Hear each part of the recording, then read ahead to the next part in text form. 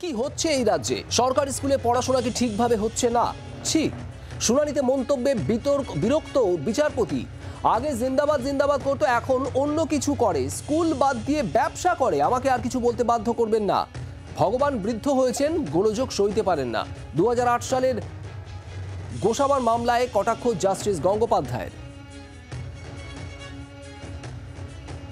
আর এই প্রসঙ্গে তৃণমূল মুখপাত্র কুণাল ঘোষ তার প্রতিক্রিয়া শোনাবো।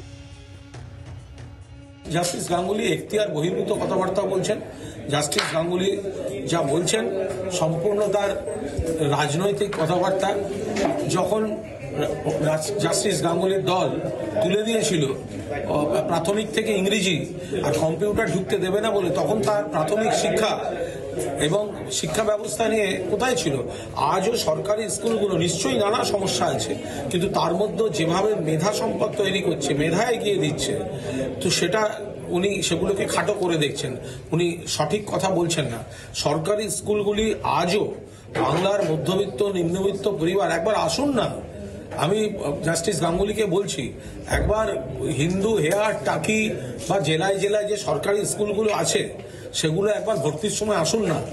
ভর্তির যে আগ্রহ দেখবেন, তাতে আপনার এই সস্তা রাজনীতি না আপনি ভুলে যাবেন। বিচারপতি গঙ্গোপাধ্যায়ের উদ্দেশ্যে কুণাল ঘোষের এই তোপ, আর তার মধ্যেই এজলাসে বিচারপতির মুখে কুণাল কল্যাণ। কুণাল ঘোষের সঙ্গে বেশ বন্ধুত্ব মতো হয়ে গিয়েছে মন্তব্য বিচারপতি অভিজিৎ গঙ্গোপাধ্যায়ের। আমার চেম্বারে এসেছিলেন, আমি তো বেশ অবাক হয়ে গিয়েছিলাম। মন্তব্য বিচারপতির, মানুষটা খারাপ না। আমি একটা অনুষ্ঠানে গিয়েছিলাম, ভদ্র মানুষ, ভালো ব্যবহার করলেন।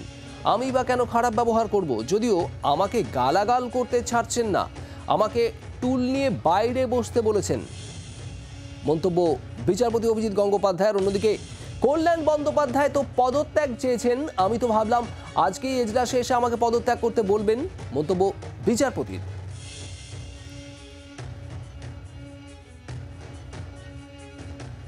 বিচারপতি অভিজিৎ গঙ্গোপাধ্যায়ের মন্তব্যগুলি শুনলাম, ভালো লাগলো।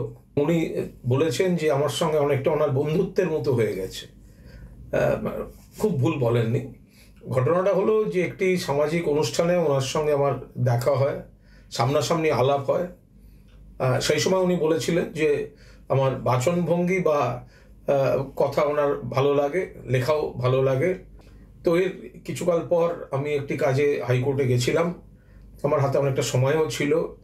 তা আমি খবর পাঠাই, তো উনি তারপর ওনার ঘরে ডেকে নেন। আমরা অনেকক্ষণ কথা বলেছি, উনি সুন্দর চা বিস্কুট খাইয়েছেন। আজকে উনি আক্ষেপ করেছেন যে কুণাল ঘোষ আমাকে সমালোচনা করেন।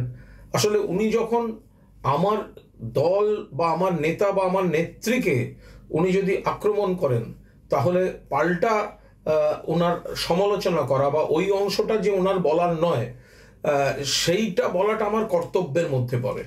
ফলে এর বাইরে মহামান্য বিচারপতির সঙ্গে তো আমার কোনো ব্যক্তিগত শত্রুতা নেই।